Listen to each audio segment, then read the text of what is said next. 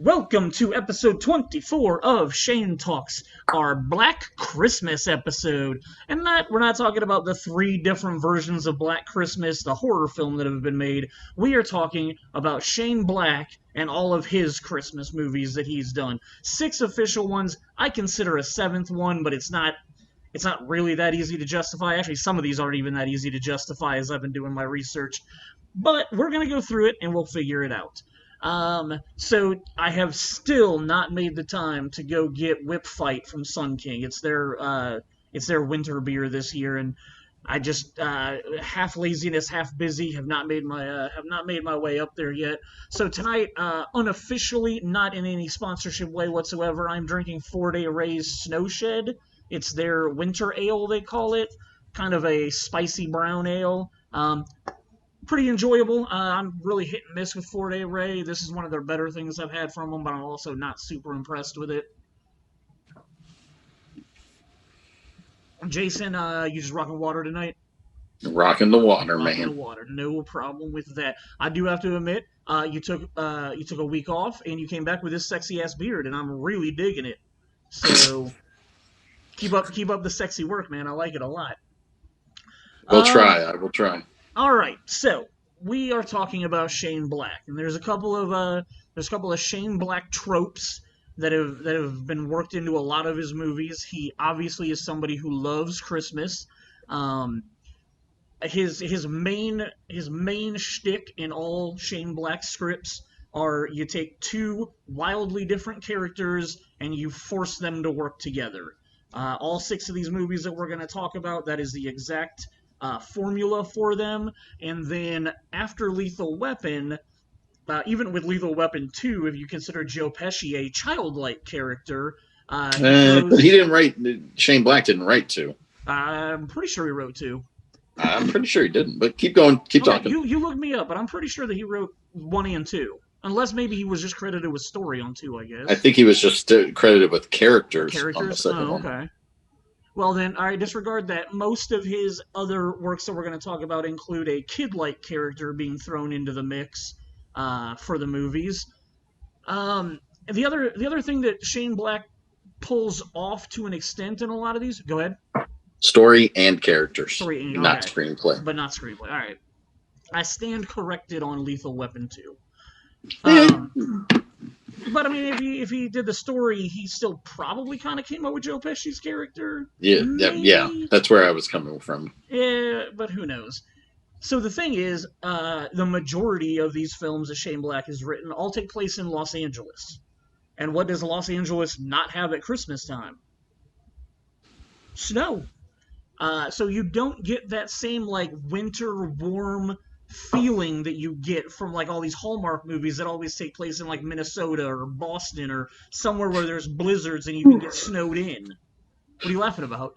You said they don't have snow, and what came to my brain was they don't have Brandon Simpson. That is a very inside good joke call for out friends who Brandon are Simpson. listening to the podcast.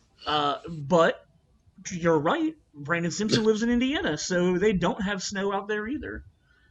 So that's another thing that Shane Black does subtly in a lot of his Christmas movies. It's not most of these. It's not over the top at all. There's a lot of just like subtle little things in it. So we're going to start off with Lethal Weapon, and I'm going to say probably the most controversial thing in our group of friends ever, and I am going to say that Lethal Weapon is a better Christmas movie than Die Hard. You're wrong, but it's okay. Now hear me out. Hear me out on this. I don't care. I know you don't care, but let me explain where I am coming from, please. I love Die Hard. Die Hard's a great movie. But the only reason Die Hard is considered a Christmas movie is because it takes place at a Christmas party. Wrong.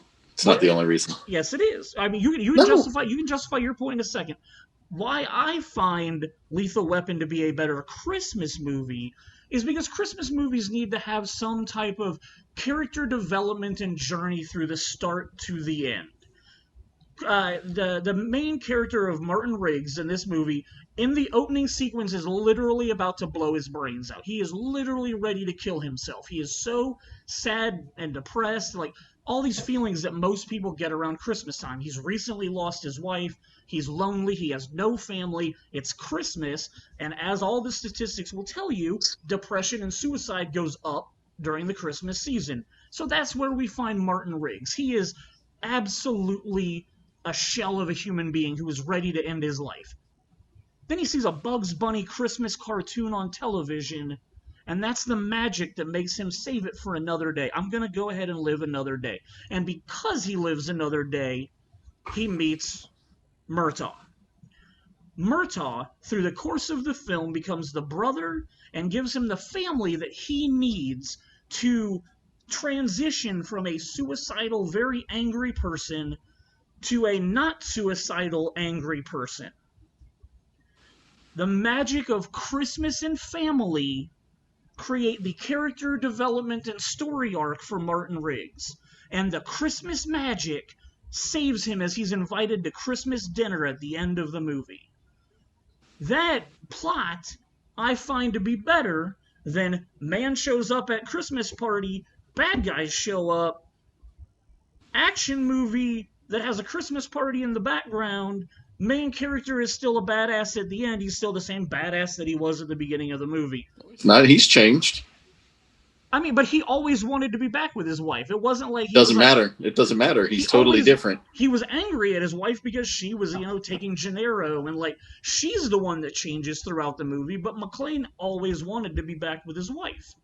I think you see a difference in McClane, though. I think because of the fact that, yes, I think he's probably a hopeless romantic through the whole movie. But on top of that, I think he changes how he perceives his wife and how he's going to treat his wife throughout that film. And it transcends into the second film.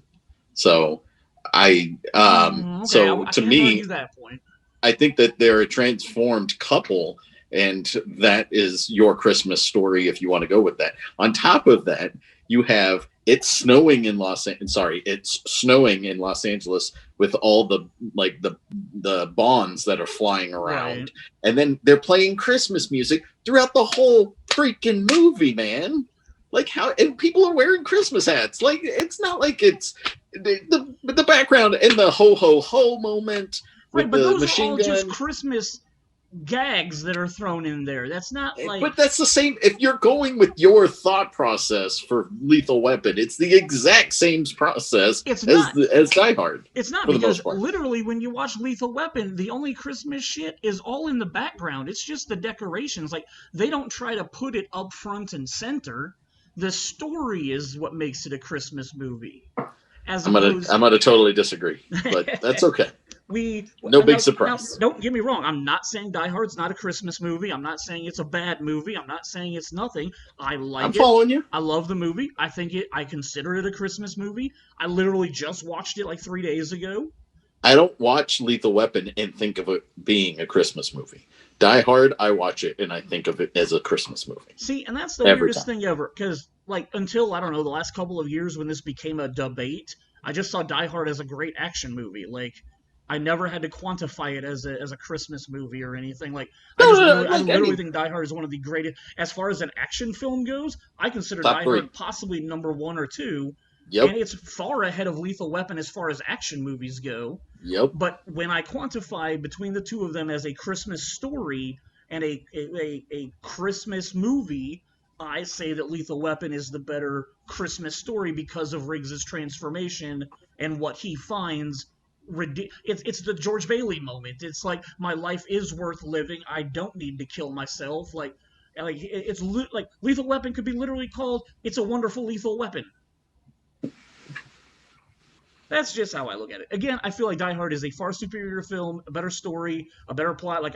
It's in my top 3 action films of all time. Lethal Weapon isn't on that top 5 list or anything. Nope. But Lethal Weapon Although I will totally agree. Huh? I said, but Lethal Weapon is fun. Oh, absolutely. And that's what I was going to say is it's a great action film for me.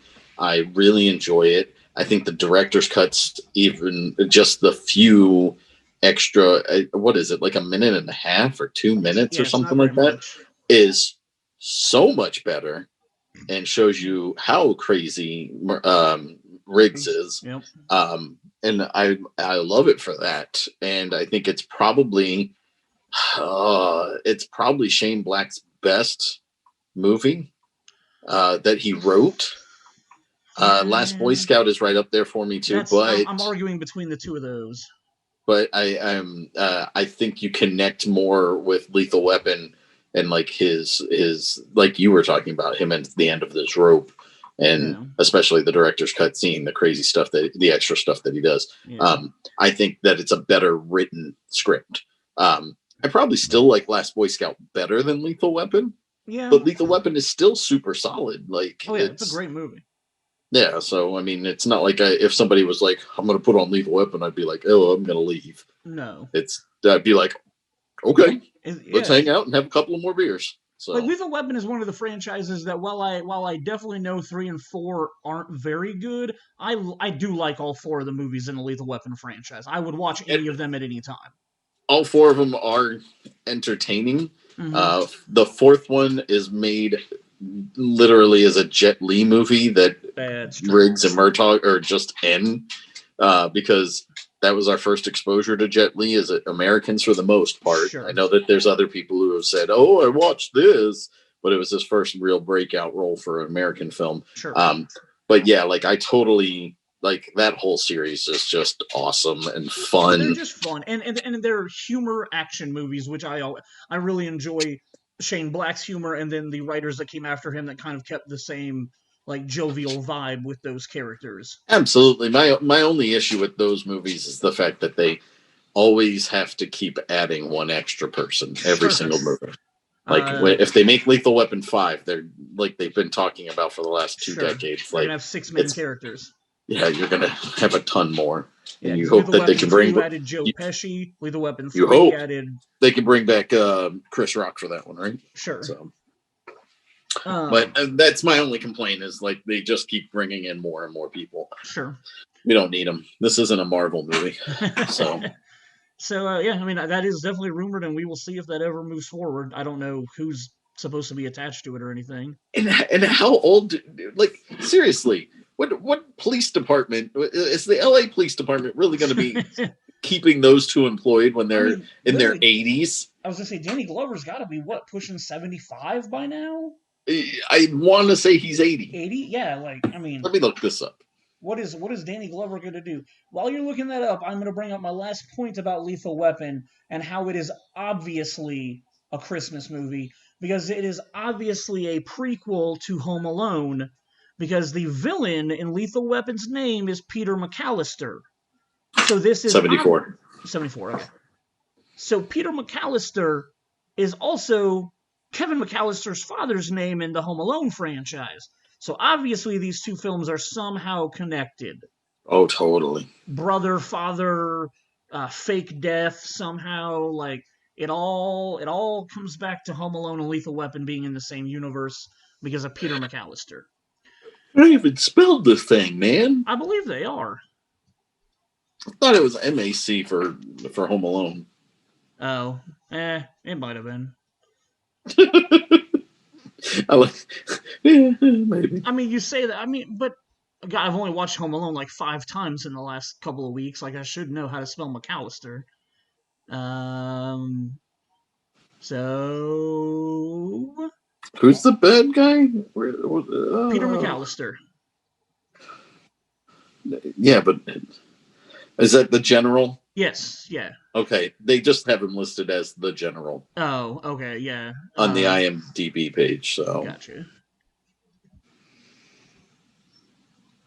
And then they just have everybody as Kevin, Harry, Marv, Peter, Marley, Kate, Lenny. Nobody's last name on the. Like go back to the top and like click on the like plot description real quick. It's got to say the McAllister family, right? No, it's McCallister. So MCA. No, it's MCC. MCC. That's got to be McAllister. Right, but MCC. I've never seen that before. Yeah, it's M lower C upper C. McAllister. Yeah. Oh, that's weird. I literally always thought it was McAllister, like M-A or M-C-A. for Home Alone. Yeah. That's weird. Well, so all right, fine. I'm 100% wrong on all accounts of that. Apparently, I don't know Home Alone as well as I thought I did.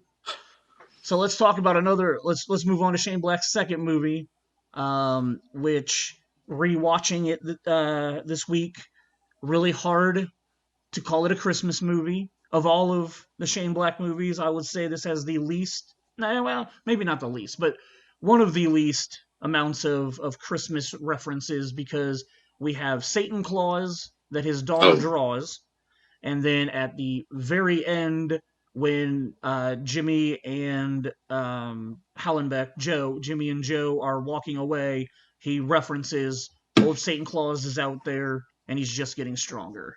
So those are really the only two Christmas references. There is nothing in the movie, like there's no Christmas decorations anywhere. There's nothing else that really makes it a Christmas movie. So it potentially could have just been Shane Black trying to squeeze those two little things in there any way that he could. Yeah, totally agree with you here. I can't think of any part of that movie that makes me think that it's a Christmas movie at all. I would never put it up there. Real quick, we do need to jump back real quick to Lethal Weapon because there's a rumor that I was unable to verify anywhere, but in an article that I read, so the original book of that Die Hard is based on, which you can find out about this on the how movies that made us. They did an episode on Die Hard when they talk about how the book got written, but like Frank Sinatra demanded that the author write it because Frank Sinatra had played that character in another movie and wanted a sequel written, and then it took like 10 years to write the sequel to it. The sequel is what became Die Hard. That book does take place at Christmas time. However, the article that I was reading said that Joel Silver did not want Die Hard to be a Christmas movie. So the original few scripts of Die Hard had no Christmas references in them at all, despite the fact that the book was set at Christmas time. But then Joel Silver also produced Lethal Weapon, and after he saw how well the Christmas stuff worked in Lethal Weapon, he went back and told them, okay, I want you to put all the Christmas stuff back into Die Hard, because I feel like it worked so well in Lethal Weapon. Now, again, that was an article that I read that was talking about action Christmas movies and how they came about. I have not been able to justify that on the trivia for Die Hard or Lethal Weapon or Joel Silver, so I don't 100% know that that's true. But if it is true, it's kind of cool that Joel Silver, who produced both Lethal Weapon and Die Hard, made Die Hard the actual action Christmas movie that it is. Dude, but think about this. You had Lethal Weapon in 1987. Wasn't it 87? Yep, 87. Yeah. Die Hard was in 87 was Lethal Weapon, RoboCop, Predator. And then the next year, Die Hard comes out. Mm-hmm. And that's a John McTiernan film, just like Predator was. Like Predator, so what the heck, man? All these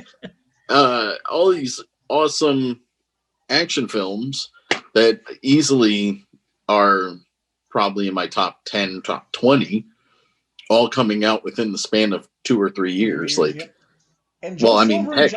you extend it to 4 years, you've got Terminator 2 that came out, as well as Last Boy Scout. Yeah. And so it's just nuts how many awesome, and Die Hard 2, which is what it is. So I don't understand why everybody's not arguing that Die Hard 2 is a Christmas movie. Like, it doesn't matter because nobody cares about Die Hard 2 because it sucks as a movie compared to the first one. It really does. It was a very unfortunate sequel. The fact what though? Actually, I don't mind it as a movie. It's fine. And I can watch it when it's on. I like the twist in it. I like a lot of aspects of the movie, but I mean, it's just blah. But it's better than 4 or 5. For sure. But I still put it after 3. I like 3 a lot better than 2. Oh yeah. It definitely would go 1, 3, 2, 4, 5. I don't understand why it had to be exactly a year later in an attempt to make it another Christmas themed movie. Like, yeah.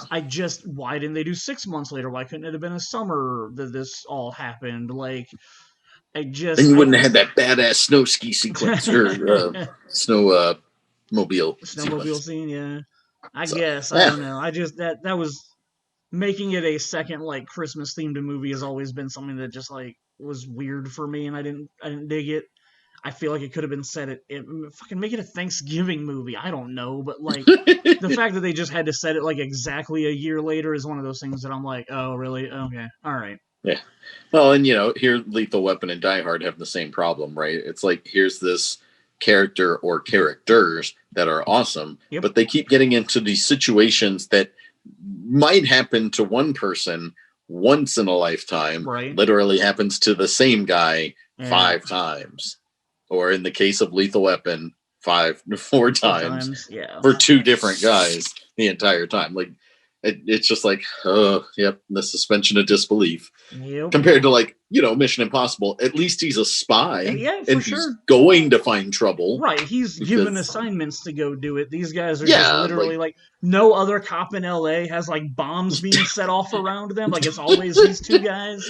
They just happen to be the ones that everybody goes after. You would think that they would be like, all the other guys went after Riggs and Murtaugh, and every time they end up dead or in jail. So let's stay away from them. Maybe go to the east side of LA instead of the west side of LA or something. Yeah, so, and which is why I really, really think Die Hard with a Vengeance is so solidly written, because it literally gives you a reason for why this guy is coming after McClane.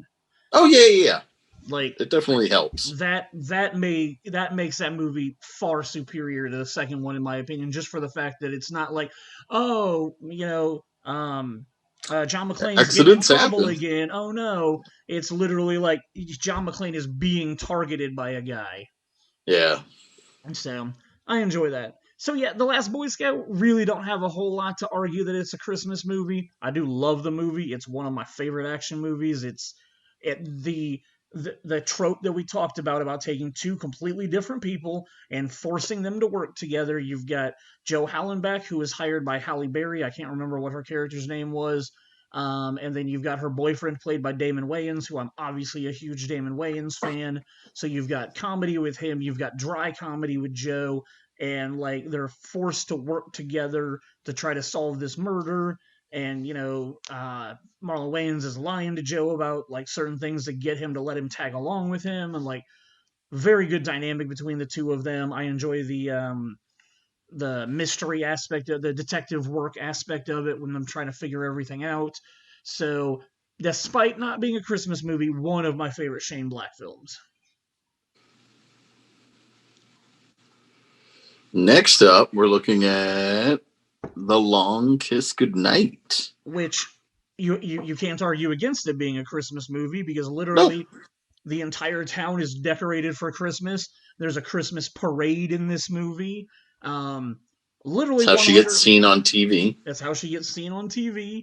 The guy breaks out of jail after he sees her and comes after her.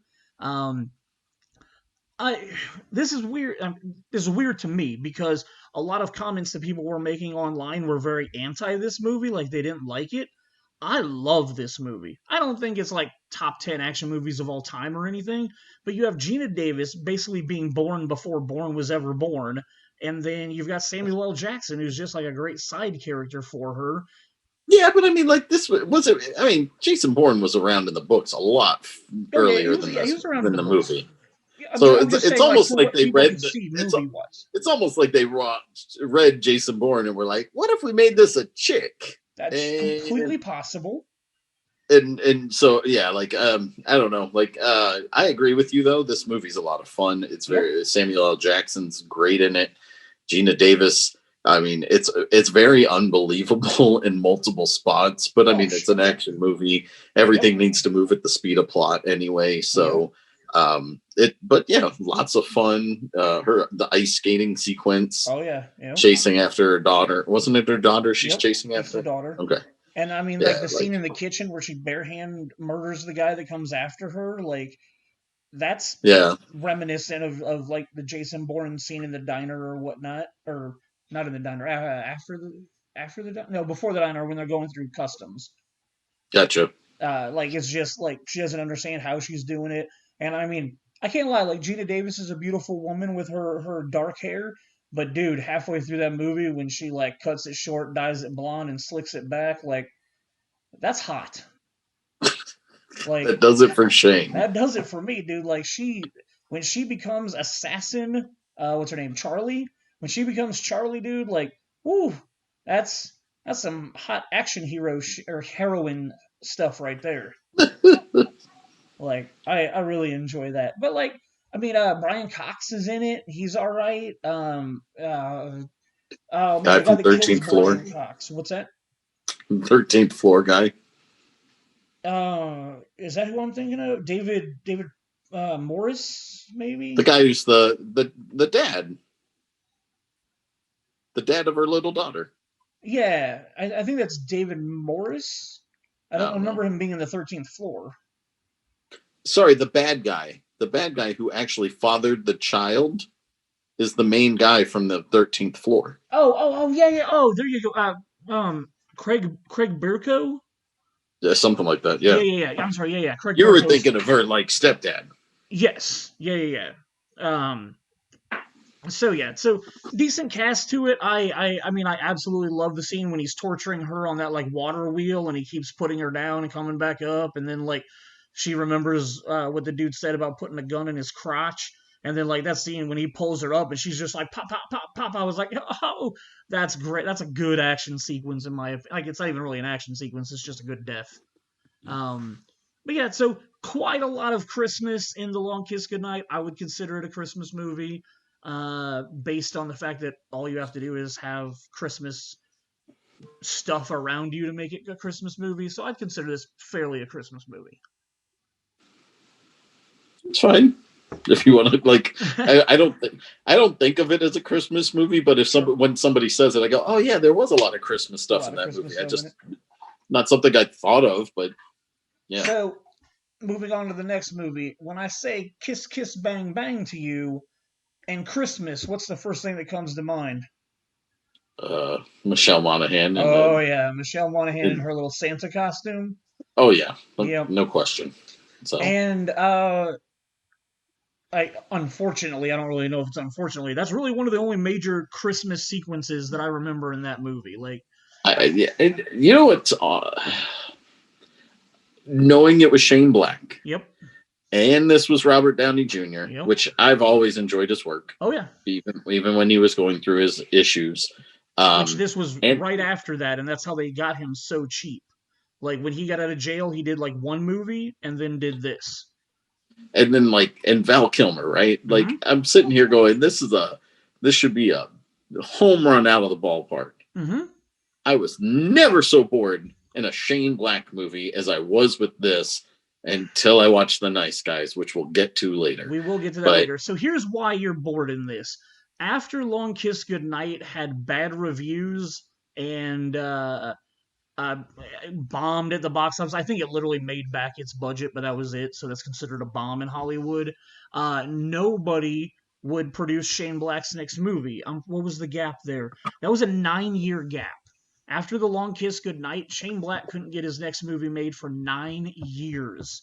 And he had to go back to Joel Silver, who had worked with him before, who gave him a chance with this because he said, I want to try something different. It was it was James L. Brooks, maybe? It was a TV director that I like. I think it might be James Brooks, was working with Shane Black, and Shane Black decided that he wanted to do something lighter and something comedic, and that's when he ended up writing this movie. If it's James Brooks, which I think it is, because I think it was the guy that did a lot of the Cheers episodes. I'm like, I mean, Shane Black directed the movie, so...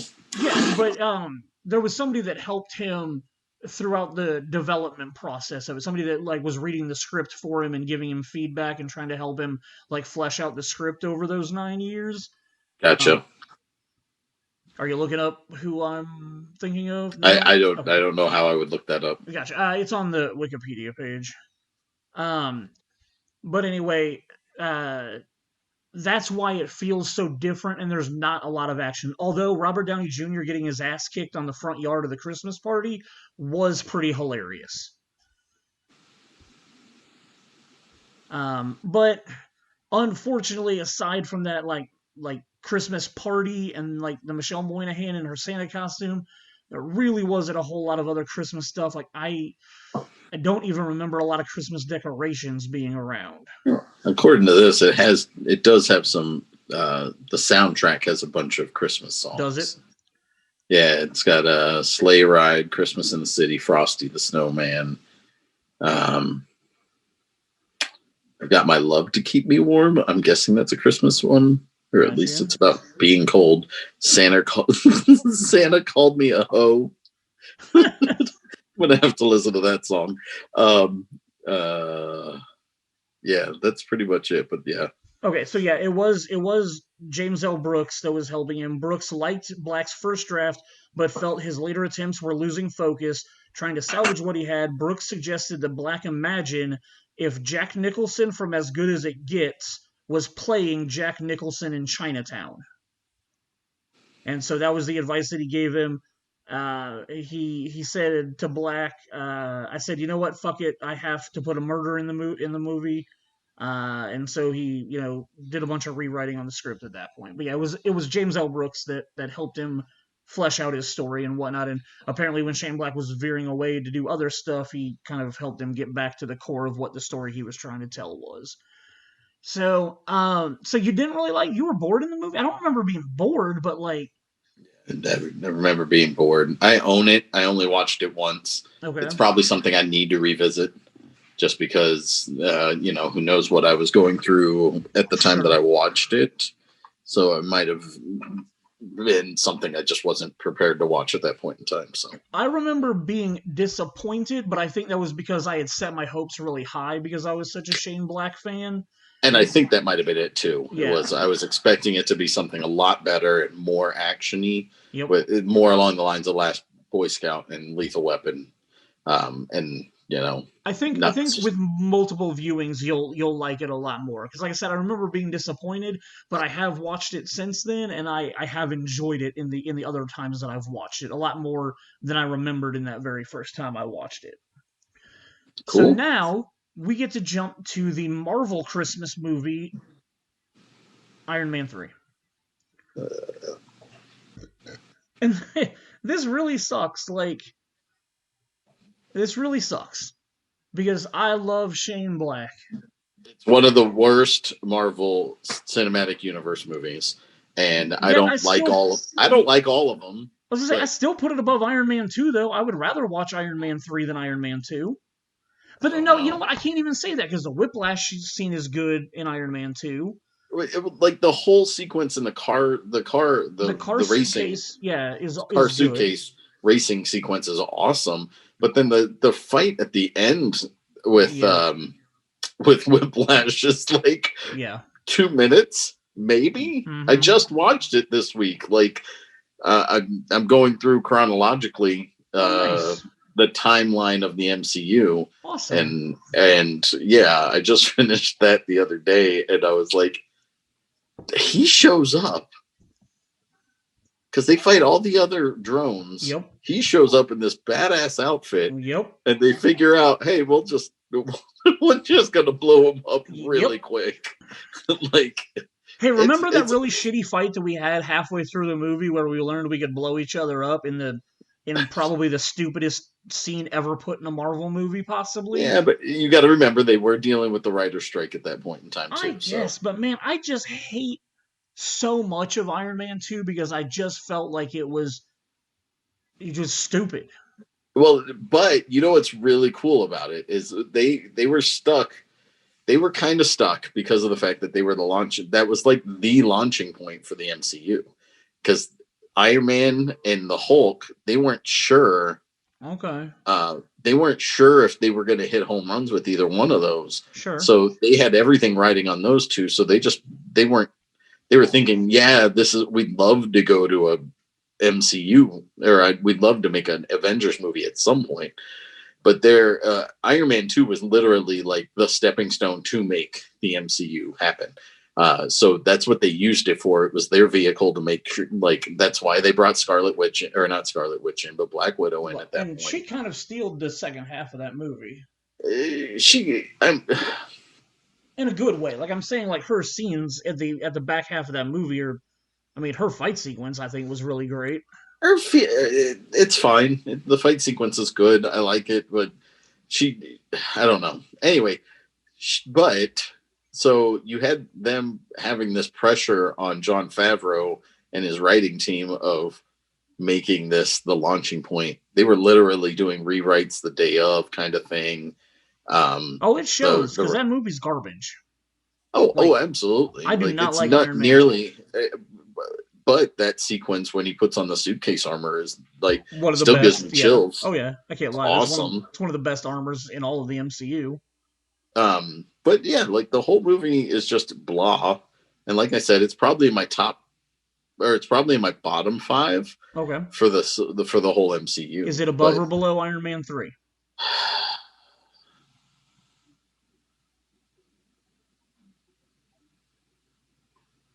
That's a really tough question. So let me ask you this: do you consider Iron Man 3 a Christmas movie? No, I mean, I know that there's Christmas aspects, but no, I do not think of it as a Christmas movie. All right, so but I've also only watched it like twice, I think, all the way through. But you're absolutely right. Like what the heck? It's Christmas time at the end of the movie when he blows up all the when he does the cleanup protocol or whatever it is. The clean slate protocol. I think clean slate. And he gives her a bunny. So he gives her a big Christmas present. So I think I answered yes on your, like, when I thought about it, when you were doing the polls on Facebook, I think I answered yes. But just thinking about it now, I don't think of it as a Christmas film. All right, so here we go. Just like I tried to justify Lethal Weapon, I'm going to try to justify this as a Christmas movie. I'm fine with you saying it's a Christmas movie. At the beginning of the movie, Tony believes that his riches are what makes him who he is, much like Ebenezer Scrooge. Throughout the course of the film, he's not necessarily visited by 3 ghosts, but he gets to meet, what's his name, Harley Keener or whatever, the kid that he meets when he goes off to Oklahoma so that Shane Black can finally put snow in his Christmas movie. Well, actually, if you think about it, you have that kid, so that he could be Christmas future. The ghost of Christmas past is Aldrin Killerich. Or is it the girlfriend, the ex-girlfriend? Oh, both of them could be the ghost of Christmas. Because Kittredge could be the ghost of Christmas present. Good call. Oh my God, these are things I didn't even think of earlier today. I know, right? So yeah, the ghost of girlfriend past, the ghost of Christmas present in his rival, and then Harley Keener is the ghost of Christmas future, and Harley is, I hope his name is Harley Keener, whatever the Keener kid's name is. He eventually, because Tony is a broken down man because of the events of the Avengers. Like he's got PTSD. I wouldn't say he's a broken man. He freaks out. He puts on his bravado for everybody else, but yes, in his own mind, he's not doing well. And he believes that his Iron Man suits, his possessions, are what makes him who he is.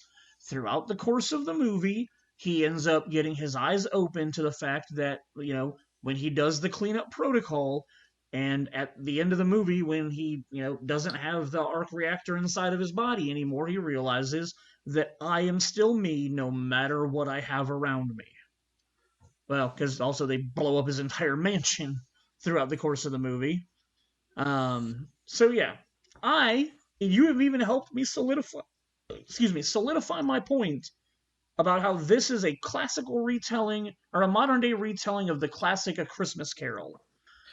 So, yeah, it stinks, because, like, the two Thor movie, the second and third Thor movies, and the second and third Iron Man movies are down low and with the Guardians of the Galaxy 2 for me. Like, those are probably, and then, like, right above all 4 or 5 of those is probably Avengers Age of Ultron, like right near the bottom. So, like, that's my bottom 6 of MCU movies so far. Who knows? We might get a whole lot worse in the future. It's odd that as you're talking, like, the Captain America trilogy is really the only one that is solid all the way through.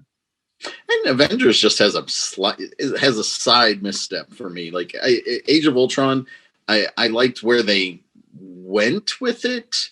I like the beginning and the ending of it. I just don't like a whole lot that happens in the middle. Yeah. But Yeah, definitely. Cap has got the best storyline as far as standalone films. And I mean, granted, Civil War is Avengers 2.5, but Sure. like for the most, like, but as quantified as like these are the movie, like their movie lane or whatever, he's definitely got the best trilogy. So, Yep. And one last thing about Iron Man 3, I absolutely love when Rhodey and Tony are like cornered and it looks like things aren't going good. And then all of a sudden, Tony sees what's coming in the horizon and he looks at Rhodey and he goes, "Merry Christmas." And that's when like all 40 of the suits show up to save their ass. I really enjoy that moment. And also solidifies it as a Christmas movie. Because why would you say Merry Christmas if it's not a Christmas movie? yeah. Right? Cool. All right, and then we get to Shane Black's last potential Christmas film. Again, this one is extremely hard to qualify. Anybody that said no, I don't argue with them, because the only scene I remember in this movie, and I've only seen it once, I remember they go to a bar and are drinking at one point, like halfway through the movie, and it's decorated for Christmas. The even the party that they go to like rescue the girl from, I don't even think Yeah. that party is decorated like in a. I think there's like a bunch of white lights, but that wouldn't make me think that it's a Christmas party in any way. Yeah. And here's another movie that you want to be very good. Yeah. Like Russell Crowe and Ryan Gosling and just like and it's Shane Black. Like how many times? Yeah. I feel like I'm watching George Lucas all over again. It is disappointing that like he did so many movies that we love from our childhood, and then you think as he aged and as we aged, he would continue to write really good action movies that we could enjoy now. And I hate saying that. What is this thing called? The Nice Guys is probably one of my least favorite movies he's ever done. Yeah. I honestly hate his, what was it, 2018's Predator that he did? Wait, no. Oh, No, I didn't hate that one. No, I hated the Adrian Brody Predators. Never mind. He did the I 2018 actually really Predator. liked that Predator. You liked that one? Oh, I didn't like that one at all. Which funny, you don't have it on the list, but that Predator movie was a Christmas movie. Was it really? I definitely don't have sure. it on that list because I don't remember that. I don't remember any Christmas in that at all. I'm pretty sure they have Christmas. Pretty sure there's like a Christmas tree at his house. Oh, dude! Now that you're saying that, I do think you're right. When they go to what's the Quinn. Yeah, what's the actor's name? Oh, geez, you would ask me that. It's not Joel McKinnon, is it? Boyd Holbrook. Boyd Holbrook. Yeah. Okay, yeah. When they go to his house, yeah. I do think you're right about there being a Christmas tree there. Which I will never say that this is a Christmas movie. Gosh, another one where you're just. But you know what? If I'm remembering correctly, I think I read that they made him change a whole lot. I mean, that's a Fox property that.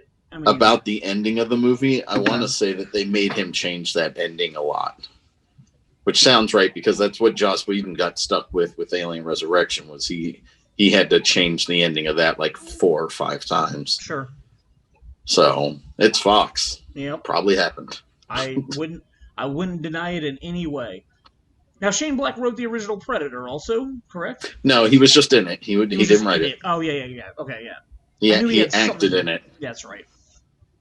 And he's funny as hell in that movie. Connected somehow to it. But yeah, like Nice Guys just didn't hit it for me, like, you know, and I wasn't even expecting a great action movie. Like I was even expecting like a kiss kiss bang bang type movie, and I got 2 characters of all the other characters that are assholes to each other and like don't get along and like have their bad chemistry that ends up being funny chemistry. I like both of these actors, and I just did not enjoy their interactions with each other in this movie. I literally didn't feel like they were like working together. Like I didn't feel like there was a real chemistry between the 2 of them as characters. Totally agree. So my last quasi bonus bonus movie, because I haven't seen it in a long time, and I meant to rewatch it and I forgot. I think in Last Action Hero, which is obviously set in Los Angeles. But when he like does the golden ticket thing and gets sucked into the Jack Slater movie, I'm pretty sure that that takes place in New York City and it's Christmas time in the movie. I Do have you remember no good answer No? for you on that. Okay. So yeah, Man. like the Did you like Last Action Hero? I really enjoy Last Action Hero. Still to this day, it's something that I can enjoy and watch when it's on. Lots I of remember great it, cameos in it. and I remember it being something of. It was a huge disappointment for the most part when it came out. Like everybody hated this movie. It got a ton of negative press, but like I feel like it's something that's grown on people, and they've enjoyed it more since it came out.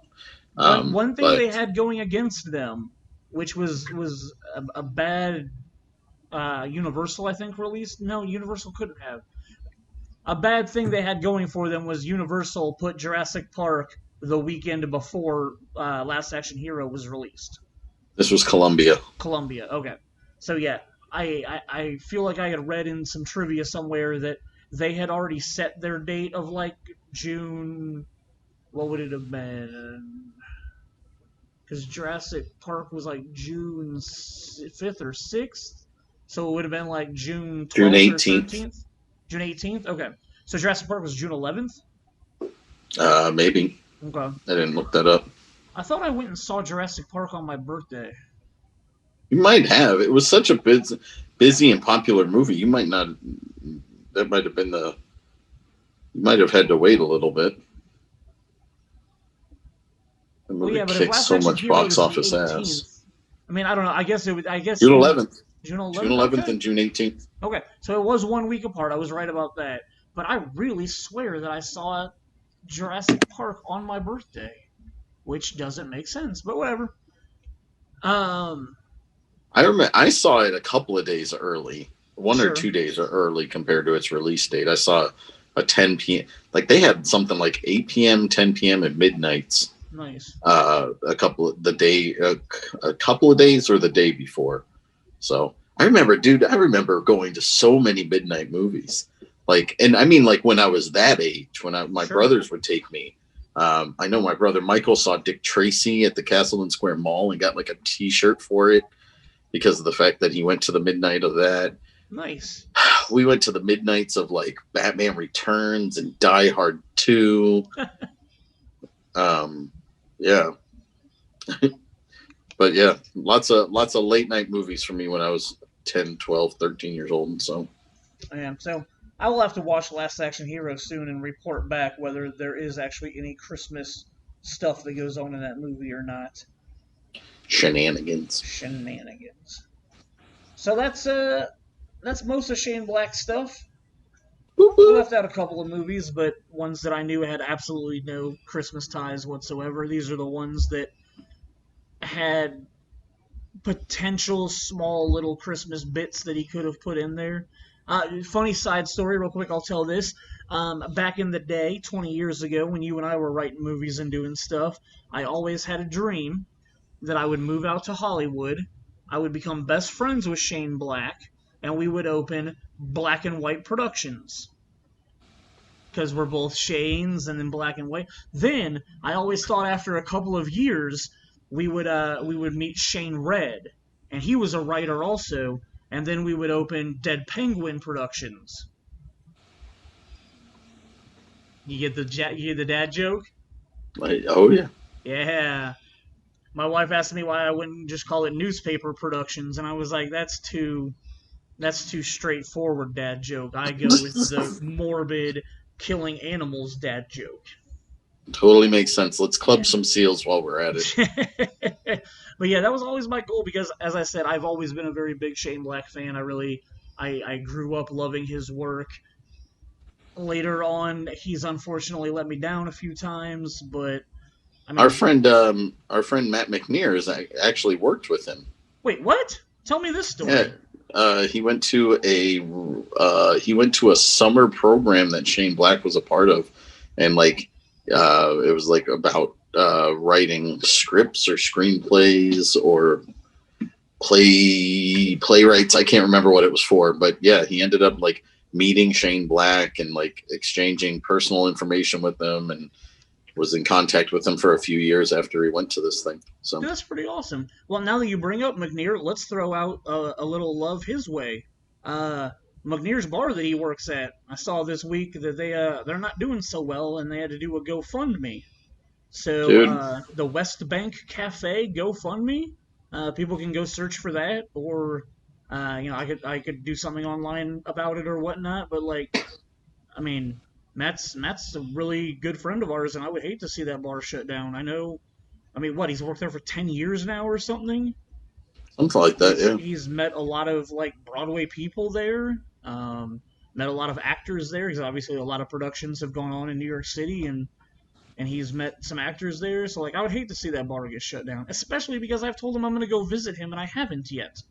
So that bar has to stay open. I mean, maybe I should just go there and visit for a weekend. I could probably fund them for a few more days if I just go drinking there.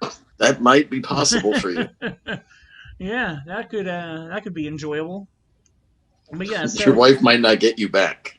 Probably not. I would probably have to take her with me to make sure that I like could be stumbled out with somebody to help me. But yeah. But aside from me making any trips to New York City anytime soon, the West Bank Cafe GoFundMe, like, money for McNear to make sure that his bar can stay open. Like, it's a good thing that they've been open this long. Do you know if they ever closed down? Have you heard? No. I believe that everything in New York is closed. Okay, maybe I'm wrong. I can't remember if they serve food or not. But yeah, like, I want to say they're going broke because of the fact that they still have to pay all their stuff, but nobody's coming in the doors. Nobody's coming in. Gotcha. Yeah, that's a huge bummer. That should be a New Year's Eve party that we organize. Just a closed private party at their place and spend a lot of money. It's struggling, and if you go to GoFundMe, it is Save West Bank Cafe and Laurie Beechman Theater. As of now, they've raised $87,000. That's good. Good to hear. But they are trying to get to $250,000. If anybody knows anything about New York City real estate, they probably have to pay quite a bit of money. I was going to say their rent's got to be astronomical for where they are. Yeah. They New York icons, and everybody loves them that goes there, essentially, especially the people that go there frequently. And not a bad plug there, Mr. Shane. Yeah, man. Well, I mean, I love Matt, and like I said, I haven't visited his bar yet, and I've visited a lot of bars in this country, and I feel like a failure for not visiting him yet. So I want to make sure that they can reopen so I can go visit him, because he's somebody that I care about. He's a good friend. Yep. And he's treated both you and I super well every time we have gone to New York City in the past. So yeah, I don't want to see bad things happen to him or any business that he is related to.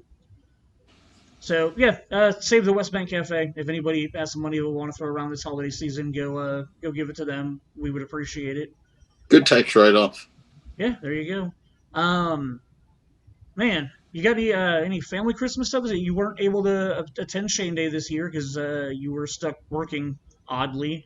In the small amount of work that you and I have been doing recently, you did get stuck working on Shane Day. You family. Somebody had to. Well, yeah, because I definitely wasn't. It's my holiday. It's the day named after me by you. Yeah, they which was hilarious because when I saw the schedule for that week, I was like, Shane gets Thanksgiving and Shane Day off. Yeah, imagine that. Yeah, I mean. Others of you need the not necessarily you, but other people need the financial income more than me. So I was just like, I don't need to work if you guys don't need me to. So not only that, but we're in a unique position this year with the fact that we are never in this position working in the movie theater industry, where we actually can spend time and a lot of time with our friends and family. COVID. Social distancing included on that. But yeah, just It's been nice to be home at night and I certainly miss watching movies. And if we were open, I'd be there right now. But we're not. So it is what it is. We deal with it as it comes. So. Yeah, your family did come visit the new Shane Day Circle of Lights. We did. We were on that side of town. How could we not come and see the Circle of Lights? Yeah. So since I wasn't able to go downtown and see them in person, I decided to build my own in my front yard. It's going to be fixed and a little bit better for next year. It's a little too wide for how I like it compared to what the real Circle of Lights is downtown. So, now you're Deadpool, and now you're back. And now you're Deadpool. Hello, Deadpool. Wait, where are you? I don't know. You're Deadpool right now. You're back. Okay. Sorry about that. Here, let's share this, though. So, we can do this. Jason is sharing Deadpool again. Now he's back. And that's right. Difficulty. So what we have here is a technical difficulty situation where Jason attempted to share his screen. It crashed the Zoom, and I couldn't get it back. So I'm going to put up the picture that Jason was trying to show. It is one that his family took from outside of my house when they were on my side of town and stopped by to see my lights. I built my own Circle of Lights Christmas tree in my front yard because of the fact that we could not go downtown this year, which I'm very proud of. What I'm not proud of is if you look at my icicle lights, they were all working the day that I put them up, and like 3 or 4 days later when Jason stopped by, like half of them were out. So 2 or 3 days later after this picture was taken, I took down all those icicle lights because I was that frustrated and upset that they wouldn't come back on. So next year, I'll be buying LED lights to put up in their place. This year, my gutters are bare. All right, I'm going to get you back to real time, Shane and Jason, after we decided that was going to get fixed in post. And we're back from technical difficulties. Jason and Shane's going to share the picture that I was trying to share with you. Right now, I'm going to put up the picture that Jason texted me because he screwed up us being able to see each other on screen. Hey, technology. But yeah, so fix it in post. So yeah, man, what a week! What a couple of weeks! What a holiday season! Definitely different. Have you guys done any of like the fairgrounds or any light displays anywhere? We did the fairgrounds, Nice. Which we really liked. If you guys go to the Indiana State Fairgrounds for their lighting decorations, we recommend getting. Letha and I got there at like 5 or 5:15. We still had to wait like 20 minutes before we got into the drivable part. Gotcha. But I know people who have waited in 3 hours or 4-hour lines if they get there much later than that. And we also went. It's about, when did we go? We went on the. We did. When did we do that? Oh my goodness. I thought it would have been on my to-do list. We did that like, yeah, I can't remember when we did it, but we did it on a weeknight? Friday. We did it on a Friday. On a Friday, gotcha. I know we did it on like a Wednesday night last year. No, we did it we did it on Thursday the 3rd, and we were there at like 5:15. And like I said, we waited about 20 minutes. Nice. Because we did that on the Thursday, and then we took Friday. We didn't do anything on Saturday. We went to Christmas at the zoo, which is a huge letdown, man. We usually love it. We love going every year.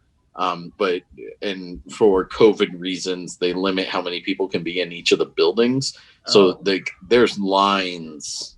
And people aren't social distancing in the line to get into those buildings. And yeah, there were lines to get into the orangutan center, the deserts, the oceans, the dolphin viewing pod underneath. Like there was literally lines to do absolutely everything, which was just a shame. But like I said, people aren't social distancing in those lines, and so we. Did you wait in any of the line? Did you wait in line for anything? We just walked around. We waited and we hung out in the new main pavilion area and saw some penguins. We waited until they came out. Do they still But have a yeah, building that's got like Santa and reindeer in it and whatnot? we didn't do any You of didn't those do any of because that? Okay. we just didn't feel like messing around with that stuff. So, That's a bummer, like I man. said, a little disappointing this year, but it was expected to be that way. So, Gotcha. Yeah, this year's kind of ruined a lot of stuff. Fubard. Yeah. So, Our next week will obviously be our Christmas movies episode, Christmas movies / TV shows episode. Keep holding that, and then we'll have to figure out what we're gonna do the first week of 2021. I watched Greenland last night. Greenland, the what's his name? Russell Crowe? No, No, Greenland. Who is it? it's oh my gosh, why would you do that? Gerard Butler, Gerard Butler. Miranda Yeah, Baccarin. yeah. Yep. It's coming out December 29th. I got a little bit of an early peek at it. Nice. I ended up watching it, and not a huge fan of end of the world movies. Sure. Most of the time, I think that they're like overdone. I liked what was the one with San Andreas. That one was a little fun, and that's mainly because The Rock was in it. I was gonna say that's because you love The Rock. Yeah, and so it just was a little bit of fun, but it was a lot more fun because The Rock was in it. This one's actually, I was kind of surprised they had some really good sequences in it. Okay. And I was not at all, I'm not sad that I spent the 2 hours watching the movie. There are definitely some points in time where I was like finding myself really invested in aspects of it. So it was really kind of cool. On Jason's 5 scale, what does it get? I'd probably give it only a 3. 3, but yeah, it's a solid movie. So lots of fun. Well, not fun, but it's definitely entertaining. Gotcha. And it never hurts to look at Miranda Baccarin for 2 hours. So not at all. I recently paid to be able to watch Freaky because I was really excited about it. Have you had a chance to see it yet? I have not. You haven't? Okay. Lower your expectations. Because I love Happy Death Day, I had really high expectations for this because you and I were cracking up when we watched the trailer together the first time.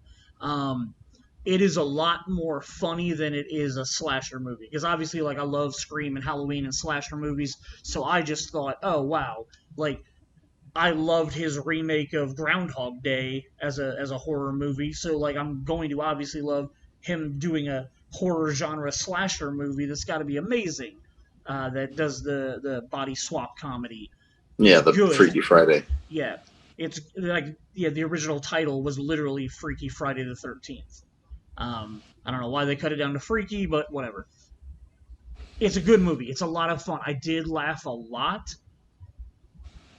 but being rated R, it doesn't have as many kills as I expected. It's got some pretty graphic kill.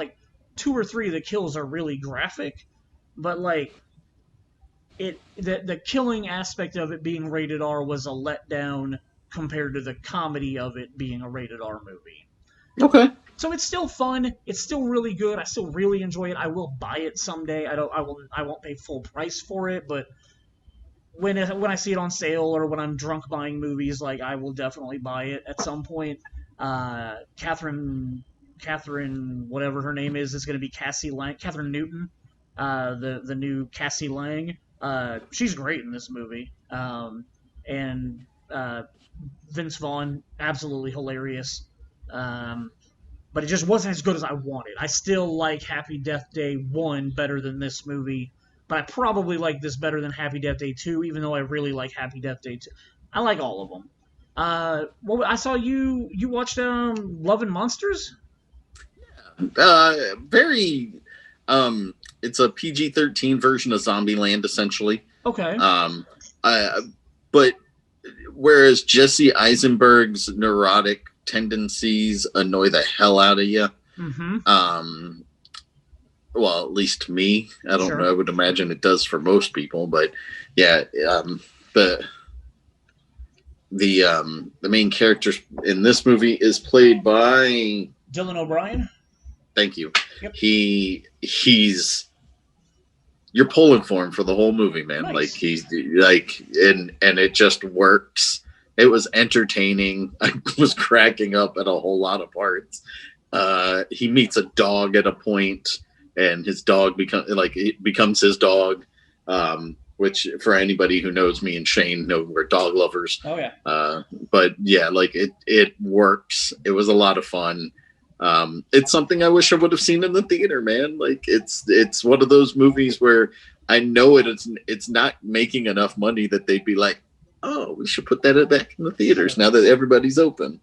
So on your post that I saw and I liked, did Jay make any comment on that post? Did Jay, because Jay has also been somebody who's been telling me I need to see this movie, but I don't think Jay said anything.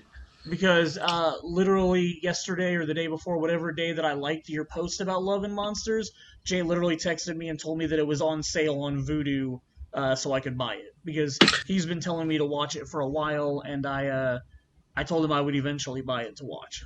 Yeah, our friend Evan Miller also bought it because of the fact that when he saw my review, he was like, "Oh, he wasn't going to pay." He said, "I'd never pay $20 for it." Sure. But whatever the price was when he ended up buying it while it was on sale as well. So cool. Yeah, I think it's like $12 right now or something on Vudu.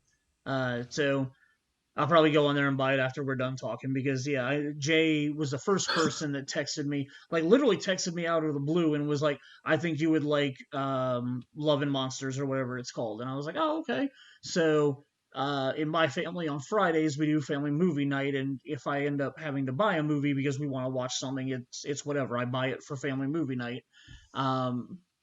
What did we end up watching instead of Love and Monsters that night? Ah, crap. I had it. I had it narrowed down to two movies. It was Love and Monsters and something else. And Caitlin ended up picking the other movie that we bought that night. And darn it, I cannot remember what it was.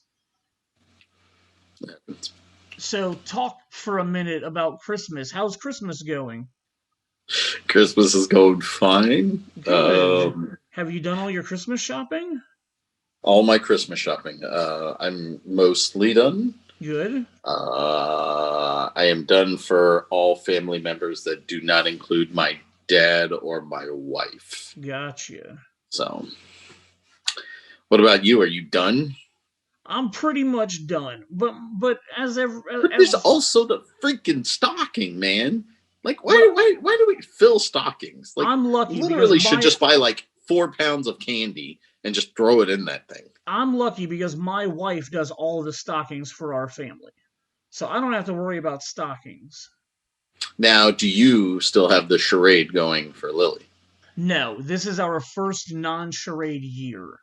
Last year she was kind of on the fence, and then like literally after Christmas last year, she literally like asked us the question like, "Is Santa real?" And we were like, and you didn't give her an answer. Yeah. But the best part about it, like, I mean, obviously it sucks not having anybody in the house now that like believes that because I love the magic of that. But when we told her the answer, I explained to her that now you're part of the secret society of people who have to carry on the tradition for people who are younger than you. So when Zach's family came over for Shane Day, some of his children do still believe in the magic of Santa, and Lily did a great job of playing up the Santa is real stuff for them, and it made me really happy. That's awesome. Yeah. So yeah, my wife and I have decided that if our children, if either one of the older boys asks, that we're willing to tell them the truth now. That's exactly where we were. Oh, scary stories. But we're not. Scary stories to tell in the dark is what we picked over, because none of us in our family had seen it, despite the fact that it was like 2 or 3 years old. It was that movie, Love and Monsters, came out right around Halloween, so we were debating between that and Scary Stories, because it was a couple of days before Halloween, and we ended up going with Scary Stories. But yeah, back to Christmas. Caitlin and I had always had the agreement that whenever she asks or feels like she thinks he's not real, that was the point where if she asked, we would never lie to her. Like, that's kind of our shtick. Like, if she asks us a straightforward question, we will tell her the truth about something. And so yeah, last year after Christmas, maybe on Christmas Day it might have been. She straightforward asked us the question, and it sucked because she apparently found out from a friend of hers a couple of weeks before Christmas, but was afraid to ask us then because she thought she might not get all of her presents if she did that. So she like literally waited till like Christmas Day or the day after and was like, so and so told me that Santa's not real. Is Santa real? And that's like I said, we don't lie to her, so we had that talk, and I think she was just worried about losing the amount of presents, but she doesn't have to worry about that. There you go.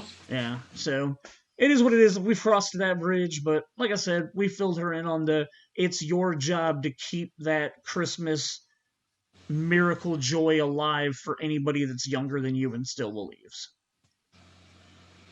So yeah, all right, we'll wrap everything up. Next week's episode, the Christmas episode, we're gonna ask about. I'm gonna put up polls tomorrow about Christmas television specials that you love and Christmas movies that people love, and we'll probably. You are so gonna hate me next week. Why do you say that?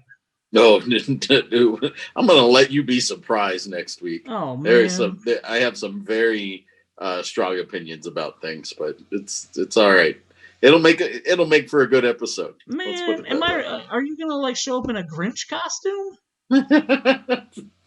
No, but like, maybe. But maybe. I mean, come on, bro. It's Christmas time. I know. And truth be told, we're probably only gonna talk about like the top 10 vote getting movies. Like, I'm not gonna. I mean, don't get me wrong. You want to do a 24-hour episode where we talk about every Christmas movie known to man? Like, I'm down. No. All right. Well, then we'll cut it down to like the top 10 movies that get votes. Because I'll basically put up like vote for any Christmas movies that you love, and like we'll see what gets the most votes and like what those top 10 movies are. I will obviously talk about Secret Santa because Secret Santa is the greatest Christmas movie of all time. Has your wife watched it yet? Nope. No. All right. Well, I haven't watched it yet either. So I don't care if you watch it. I'm going to tell you this week. I talked to my buddy Steve about it, and Steve's wife Amanda is like super Christmas. So I gave them a copy of it. She literally texted me tonight praising the movie and telling me how much she loved it and what a great Christmas story it was. And it just made my heart grow 3 sizes bigger. It just made me happy that I found somebody else that can love this movie as much as I do. My wife absolutely loves it. And like, I can't believe that your wife being Mrs. Christmas movie, like, honest to God, your wife, as far as the Hallmark Channel goes, puts me to shame. Oh, dude. Like, well, but talking to her more recently, figuring out certain things, like one of the reasons why she puts on the Hallmark Christmas Channel all the time is because they are so similar that it doesn't really matter what's on in the background. She already knows what's going to happen. She can put the plot together in the first 5 minutes. And then she can go about doing whatever business she needs to go about. She's not. Gotcha. Whereas my problem, and I've told you this before, is I put on blinders, man. You give me a movie I've never seen, the blinders come on. I don't care if it's formulaic. I don't care if it's the exact same thing that I've already seen 18 times. You know what? This one might be different. So Jason puts on blinders, doesn't care about what else is happening in that world, in that room, and I pay attention to what's on the screen, and that's it. So my problem with her is she puts on the Hallmark Channel and it can be something she doesn't care about. And I'm sitting there and I'm stuck for 2 hours. So here's watching. Here's my Christmas favor I have to ask of you. It's the only thing I want for Christmas this year is in the next week. I want you and your wife to sit down together. Have the kids come around. It's a family-friendly movie. It is so great. I want you guys to watch it so that next week you can report to me and break my heart about what your opinions of this movie are. But I can at least find out, you with your blinders on and your wife with her Christmas movie obsession like mine, watch it. And even, I just want you and your wife's opinion on the movie. So sounds good. For my Christmas present this year, within the next week, to find 1 hour and 31 minutes to sit down and watch a Christmas movie for me, and then report back to me on the next episode and let me know how amazing it is. Sounds good. All right, man. So next week we'll talk about the top 10 vote-getting movies. We'll talk about a couple of the television specials that gets like the highest votes and whatnot, and then we will have a Secret Santa discussion. Sounds good, man. All right, man. I look forward to next week, and then like I said, we'll take a week or two off after that episode after Christmas, and wait till the new year, and then we'll try to figure out what our format's going to be for 2021. Like, obviously our show has been born out of COVID keeping us apart, so we'll have to figure out We what can we're going to figure talk things about out. this year. Yeah, We can get some ideas going. we'll come up with some fun stuff. But thank you for your time tonight, man, and I will talk to you next week, and we'll have Christmas extravaganza. Good night, sir. Later, brother.